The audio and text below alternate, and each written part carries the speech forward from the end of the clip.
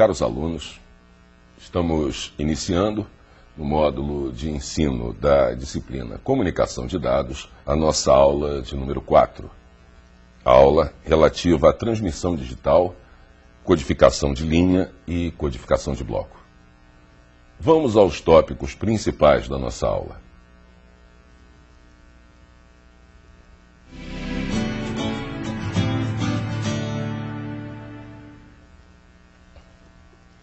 Nesta aula, vamos compreender as possíveis conversões entre dados e sinais para a transmissão digital. Vamos conhecer as características comuns às técnicas de conversão digital-digital. Identificar os métodos de codificação de linha.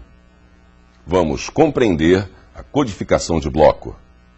Vamos compreender o processo PCM, Pulse Code Modulation, e suas etapas para digitalização de sinais analógicos.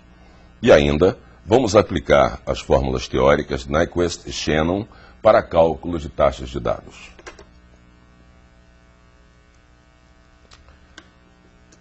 Lembrando de alguns detalhes de aulas passadas e até algum conteúdo novo, nós, quando fazemos transmissão de dados, via de regra, esses dados terão que ser convertidos para um formato adequado àquele meio de transmissão.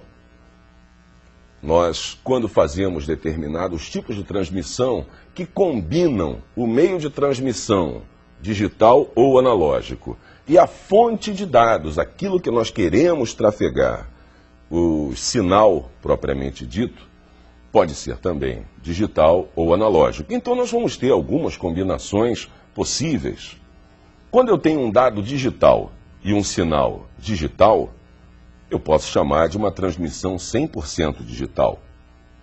Quando o meu dado é analógico e o meu sinal é digital, eu utilizo um codec. Quando eu tenho um dado digital e um sinal analógico, utilizamos um modem. Quando eu tenho um dado analógico e um sinal analógico, eu posso dizer que tem um sistema semelhante ao sistema telefônico. Cada um desses meios aqui tem as suas características, que algumas delas, até pela nossa vivência, nosso relacionamento com os meios de comunicação, a gente pode parar e analisar. Qual é a característica de uma transmissão digital, quando eu tenho o meu dado digital e o meu sinal digital? Todo mundo aqui assiste TV, provavelmente tem TVs que recebem sinais digitais. Aí a gente consegue lembrar de uma característica bem marcante deste meio. TV digital, ela tem dois status. Ou a sua imagem está perfeita ou não está. Diferente do ambiente de TV analógica, com a antiga espinha, aquela antena espinha de peixe, em que eu tinha um sinal analógico, em que ele ora ficava bom, ora ficava ruim, aceitava fantasmas e etc. São características típicas de um ou de outro meio. Quando eu tenho um sinal digital, ele eventualmente pode sofrer uma degradação da sua qualidade, mas ainda assim será viável o uso dele. Quando nós trabalhamos com dados digitais, não. Dados digitais, quando atingem uma pequena taxa de erro, eles já param de funcionar. Nós já temos aí uma degradação absoluta destes conteúdos. Falamos na aula passada, e agora vamos detalhar mais, um canal passa-baixa. Um canal passa-baixa, tem esse nome até sugestivo, ele possui um número finito de estados. Ele vai ter pelo menos 2 estados, óbvio. Ele vai ter, em cima de determinada faixa de frequência, ele vai ter 0, isto é importante. Ele parte de um valor 0 e deste 0 ele vai para um valor de frequência qualquer. Esse valor com esta frequência vai me dar determinadas características que vão permitir que, em cima deste fundamento, nós trabalhemos sinais digitais. Eles serão absolutamente adequados para este tipo de canal. Assim, eu posso estabelecer uma regra em que um determinado nível lógico, seria o bit 1, representado por uma determinada carga elétrica positiva, e o nível 0 como uma voltagem 0. Com isso eu conseguiria estabelecer, através de um canal físico qualquer, um cabo metálico, dois status de carga simbolizando o nosso ambiente de transmissão digital. Outro detalhe importante é que o nível de sinal, ele pode se apresentar de duas formas distintas. Ele pode se apresentar, como nesse nosso gráfico superior, com apenas dois valores. Eu simbolizo apenas carga num determinado nível e o nível 0. Eu tenho apenas dois níveis de carga.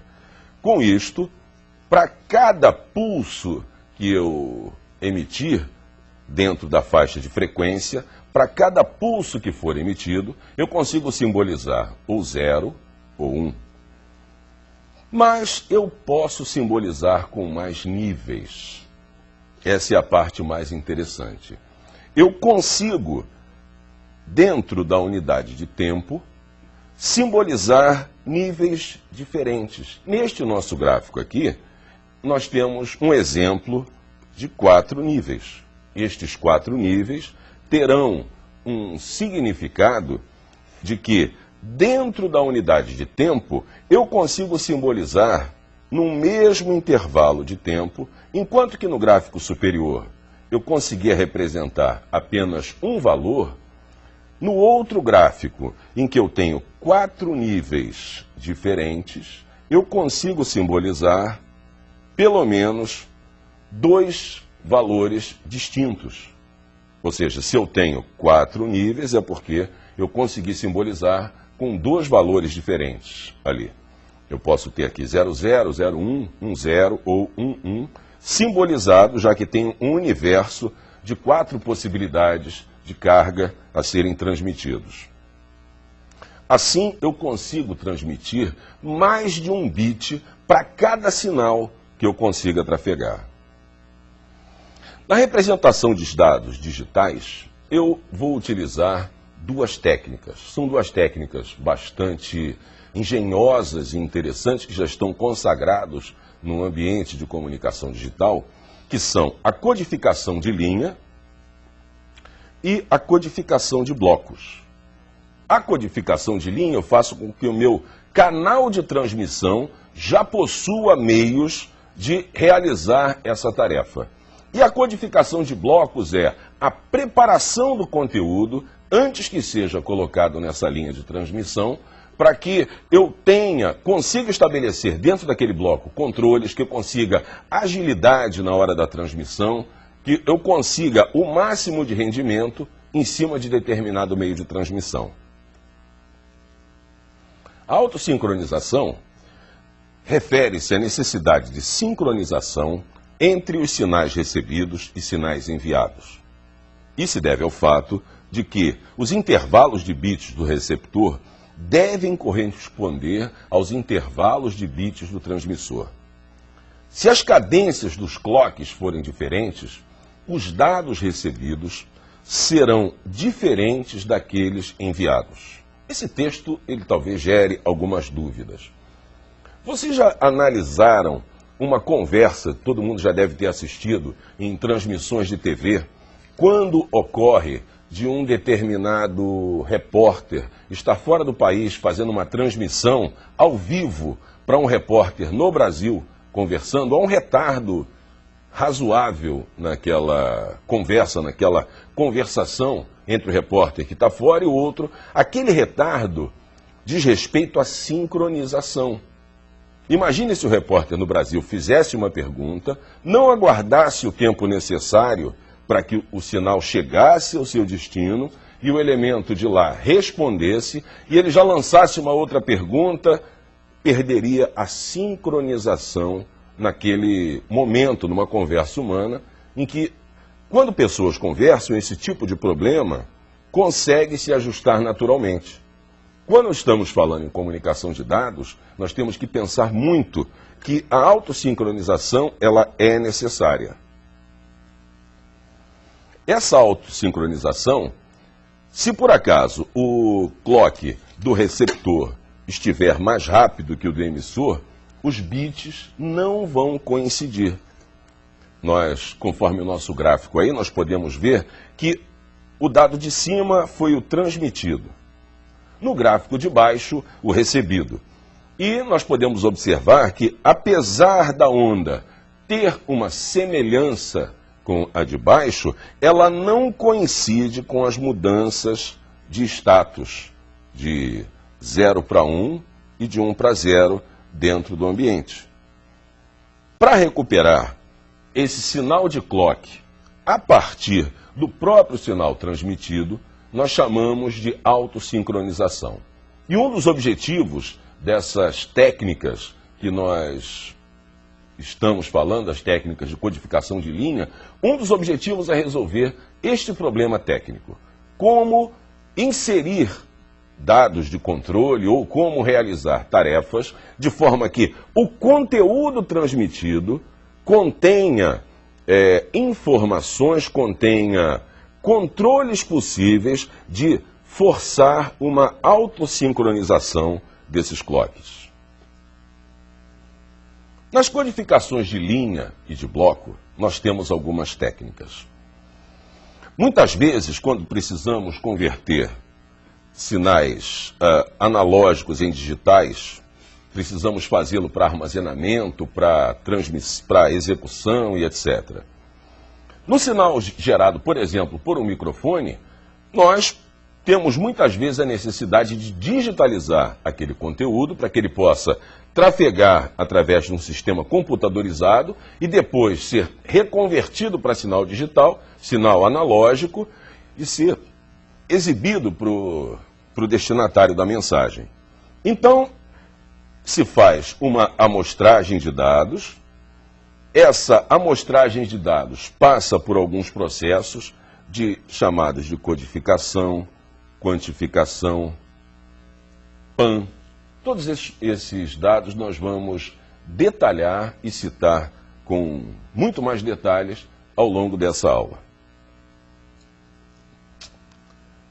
A codificação de linha é o primeiro detalhe que nós devemos ver. Os dados digitais são sequências de bits. A codificação de linha converte essa sequência de bits em sinais digitais. Uma coisa é nós termos uma sequência de bits simbolizada dentro de um meio de armazenamento. Outra é buscar aquele conjunto de bits e convertê-lo num formato de sinal digital. Eles são, apesar de conterem uma sequência de zeros e uns que tem um significado, o armazenamento tem um formato, tem grandezas envolvidas lá, absolutamente distintas da que teremos nos canais de dados. Num canal passa-baixa, os dados binários podem ser representados por uma sequência de pulsos que se sucedem numa cadência fixa e que são, obviamente, sincronizados por um clock. A codificação de linha, isto é importante, é a forma como o sinal elétrico irá representar a informação digital diretamente no par de fios, com diferenças discretas nos níveis de tensão. Nós aqui estamos falando em par de fios, atentem para essa expressão. As transmissões normalmente são feitas em cabos, usando pelo menos um par. Mas um dos pares é o que faz transmissão e recepção, e um dos cabos, e o outro cabo serve para equilíbrio da linha. Normalmente, um cabo de aterramento. Tá? Métodos que são utilizados para a codificação de linha. Nós temos 3 métodos básicos: o método unipolar, método polar e o método bipolar. Além desses, temos outros métodos alternativos, chamados de multinível ou multilinha. Vamos ver o que são essas expressões novas no nosso estudo. Na codificação unipolar, utilizamos somente um nível de tensão. Dois, na verdade. É um que seria tensão 0 e um outro relativo à tensão 1. Um grande problema que nós teríamos neste caso, e que foi resolvido em outros meios, é como resolver o problema de uma sequência de bits iguais. Como resolver esse problema? Muitas vezes a gente brinca até nas aulas presenciais, quando a gente fala na simbologia numa fibra ótica. Como é que se faz uma simbologia na fibra ótica? Se eu posso simbolizar com um pulso luminoso um bit, como é que eu faço? Aí a gente faz uma discussão, uma brincadeira, e muitas vezes somos levados a pensar que um pulso luminoso simboliza 1 e a ausência do pulso luminoso ele simboliza o 0. Somos levados a pensar nisso. Mas e quando a fibra estiver sem uso? Quer dizer que nós temos uma sequência infinita de zeros? Não seria possível termos essa simbologia. Ou seja, a ausência de luz representa o 0. Então, quando estiver desligado, temos uma sequência infinita de zeros. Caímos num caso semelhante aqui, obviamente, no meio eletroeletrônico. Quando nós temos esse tipo de formato na nossa comunicação, nós temos que pensar em técnicas que não aconteça esse tipo de problema. Eu tenho apenas uma grandeza de valores positiva e ausência de dados, que a sequência seria um problema. Como resolver isso? Nós temos uma tensão de nível constante, mesmo quando eu consigo aumentar a quantidade de bits por amostra, como nesses nossos dois exemplos do gráfico. Aqui eu tenho, num tempo de clock, eu consigo transmitir mais de um bit. Mas eu tenho uma sequência grande de tempo com o bit que não se modifica. Essa sequência aqui refere-se a zeros ou refere-se à ausência de sinal? Na codificação polar, usamos dois níveis de tensão. Essa possibilidade nessa codificação polar, quando eu tenho uma codificação com dois níveis diferentes de tensão, eu já ganho outros valores, eu já ganho outras possibilidades.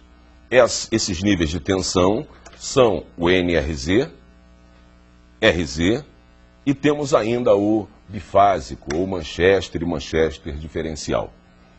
O NRZ se refere a Non-Reference Zero. Ele não está referido ao zero de carga. E o RZ, ele tem uma referência zero, por isso esse nome que eles possuem. Na codificação polar RZ, para resolver aquele problema foram criadas regras e algoritmos que fazem o seguinte. Na codificação polar RZ, as transições de intervalo de bit são usadas para a própria sincronização do sistema, resolvendo aquele primeiro problema lá atrás de forçar a autossincronização. A grande vantagem desse esquema de codificação do sinal digital é incorporar uma forma de sincronismo entre o transmissor e o receptor. A regra é, se o próximo bit for 0, não há transição.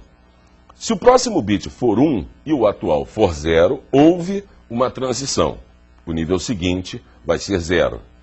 Se o próximo bit for 1 e o atual for 0, o nível seguinte será o oposto do último não zero. Confuso, né? Vamos olhar uma imagem que talvez nos ajude a entender. Aqui estamos vendo a codificação NRZ.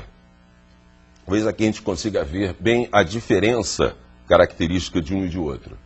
Enquanto na codificação NRZ nós temos referências positivas e negativas e não passa, eu não tenho tensão associada com o valor zero, na RZ não.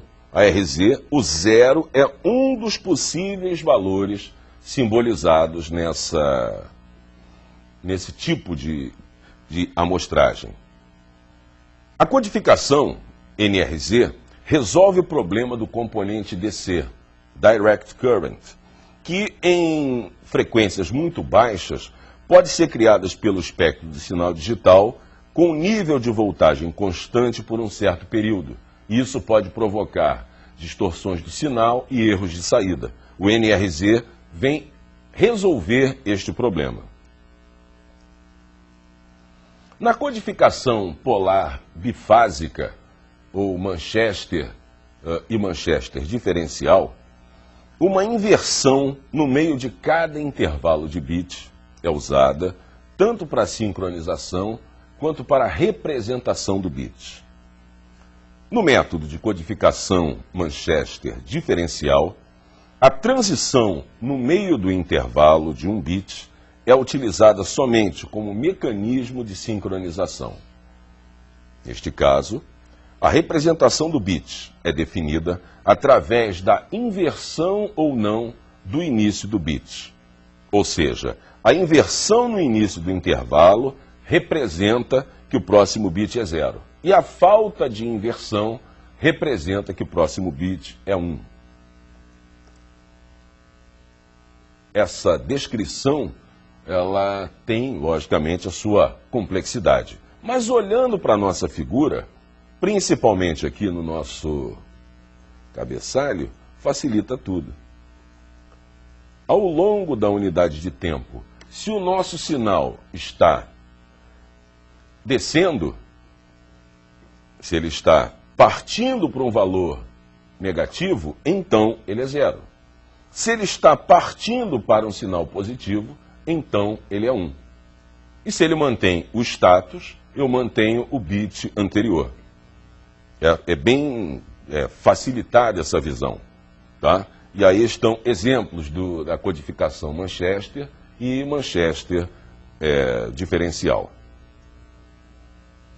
Vamos agora ver os métodos de codificação de bloco que nós temos. O método de codificação de bloco, ele melhora o desempenho da codificação de linha, pois ele reduz a possibilidade de erros na transmissão e fornece redundância e verificação de erros.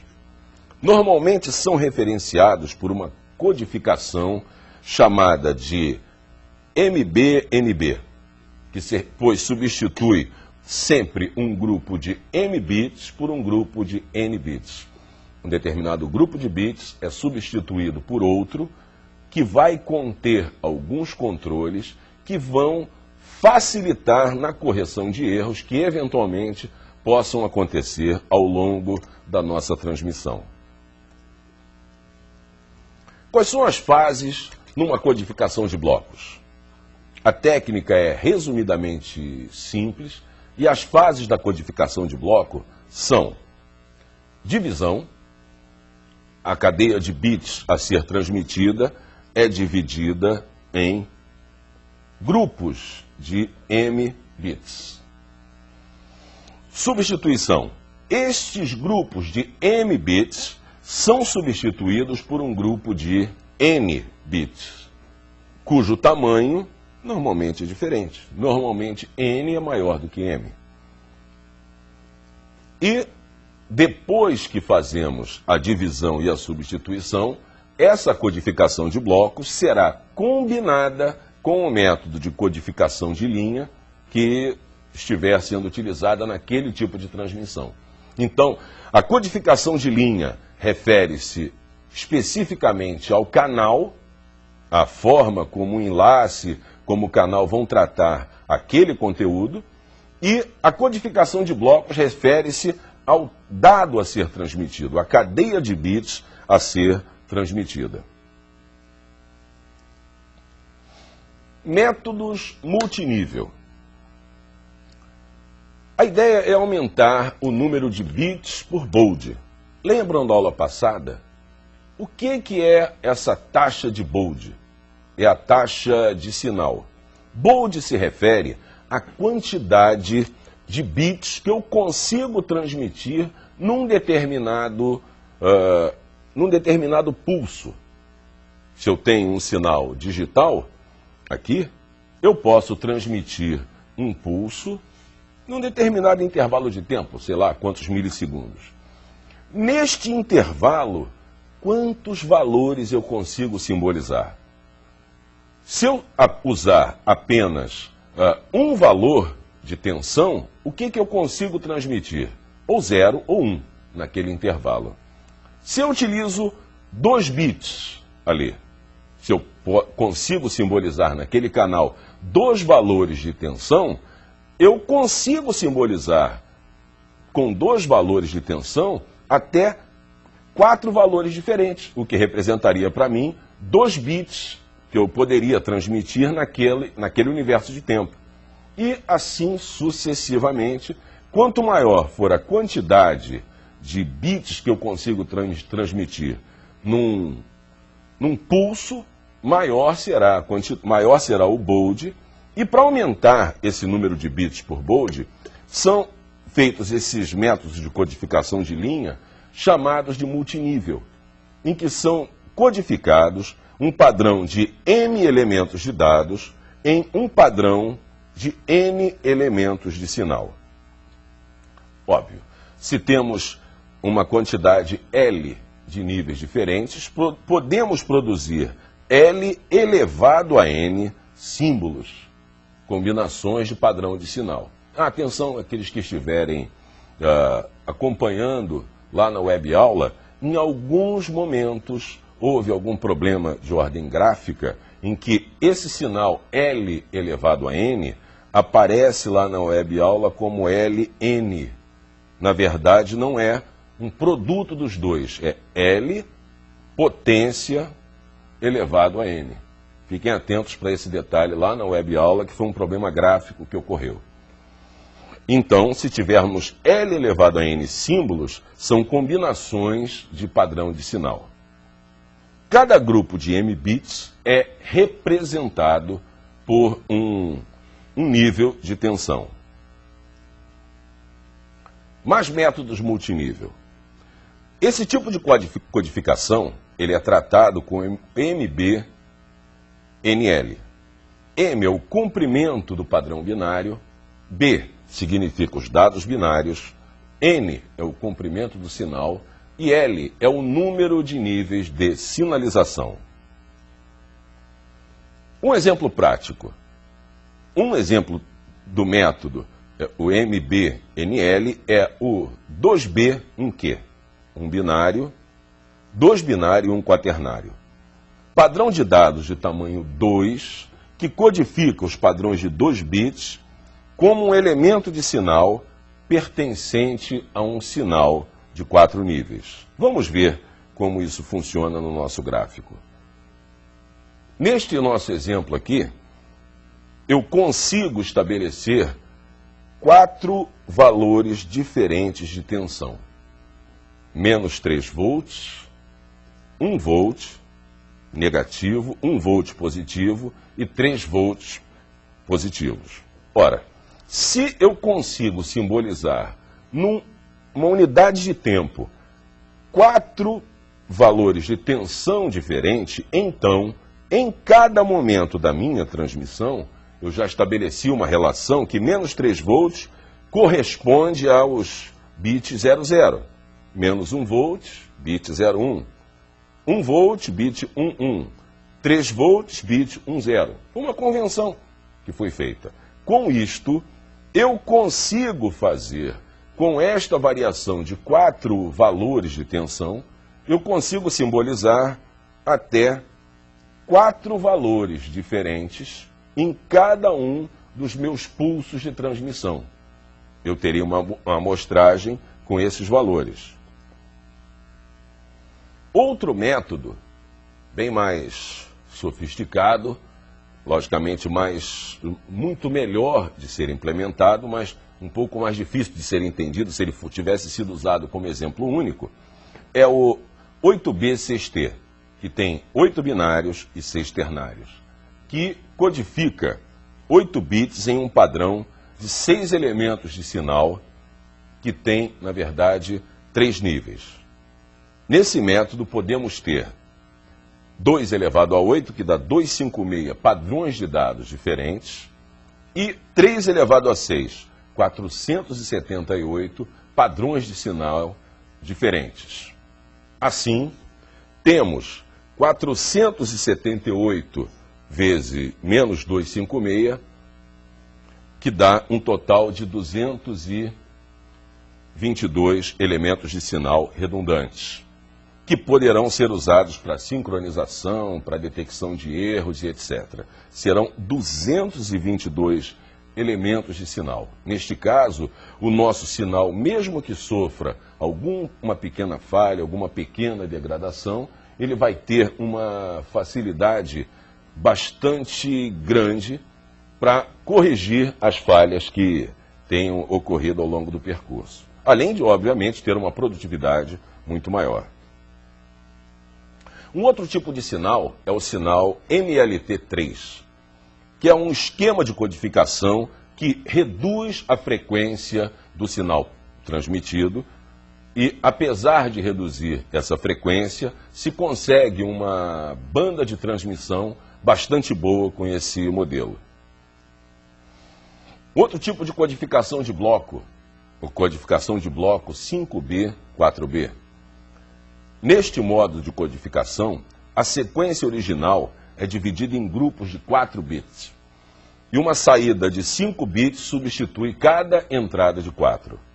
Essa técnica garante a redução de sequências longas de uns e zeros, como no nosso exemplo aqui, uma sequência de 12 bits 1 é substituídos por sequências que incluem zeros, conforme a gente falou lá atrás, da necessidade de sincronização, porque em inúmeras situações nós temos uma quantidade de bits semelhantes em sequência e isso pode gerar má interpretação no lado do receptor.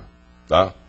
E podemos ter inúmeros outros métodos, como 8B 10B ou 8B 6T, são inúmeros os métodos que podem ser utilizados para essas codificações de bloco.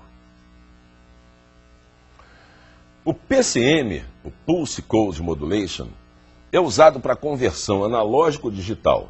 Ele é a técnica mais comum de modulação por código de pulso. Ele vai ter 3 etapas. Uma primeira, que é a amostragem, Pulse Amplitude Modulation, a gente tinha falado lá atrás do PAM. Outra fase é a da quantificação e depois a quantificação. No nosso gráfico nós vemos que inicia com um sinal eventualmente analógico, um microfone, por exemplo, passa pela amostragem de pulso, pela PAN.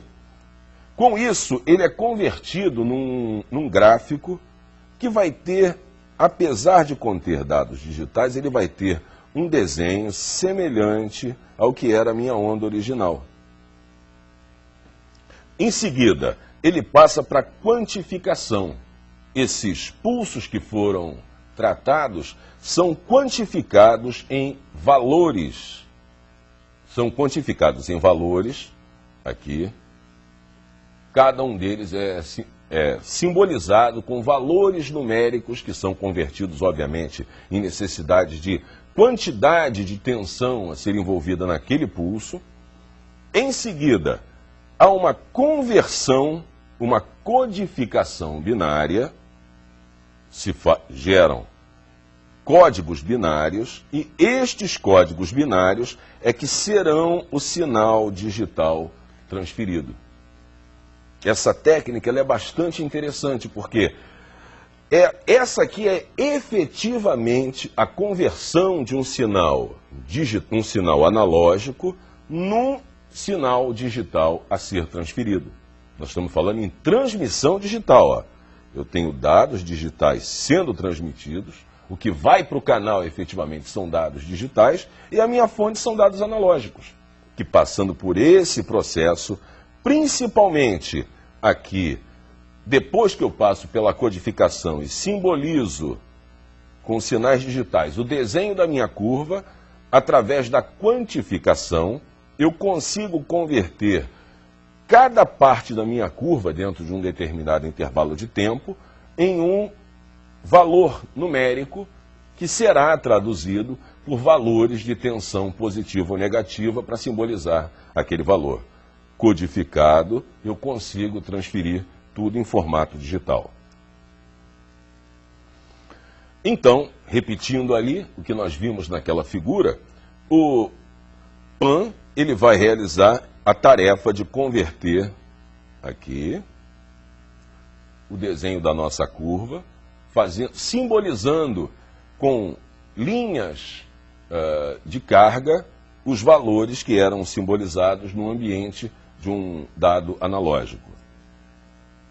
A precisão deste método depende do número de amostras.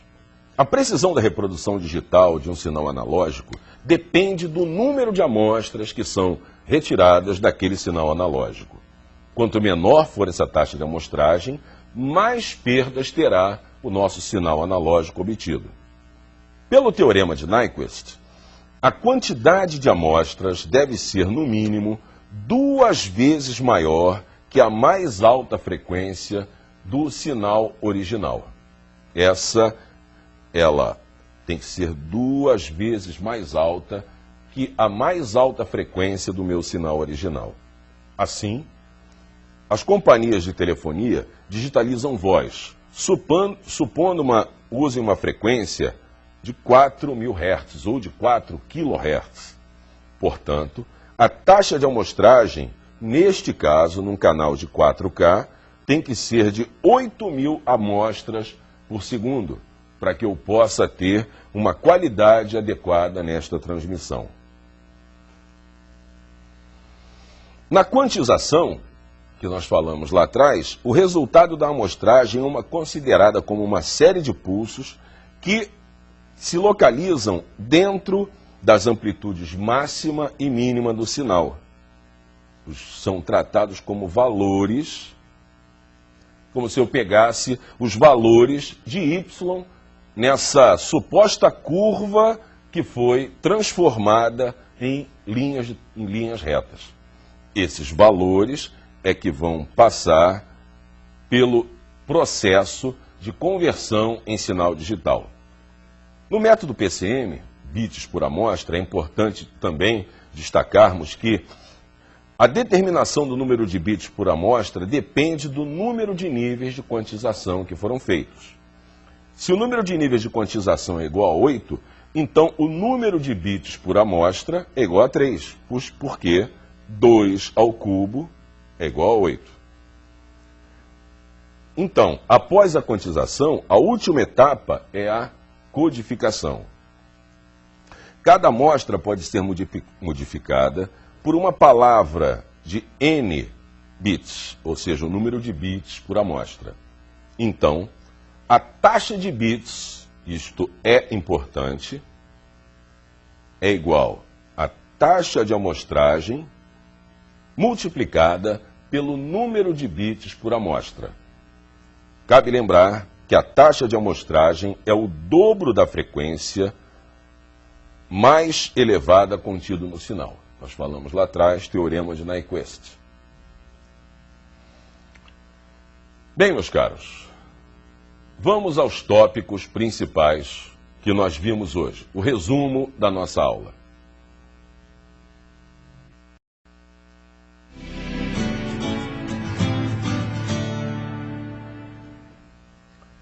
Nesta aula, você compreendeu as possíveis conversões entre dados e sinais para a transmissão digital. Você conheceu as características comuns, as técnicas de conversão digital. Identificou os métodos de codificação de linha.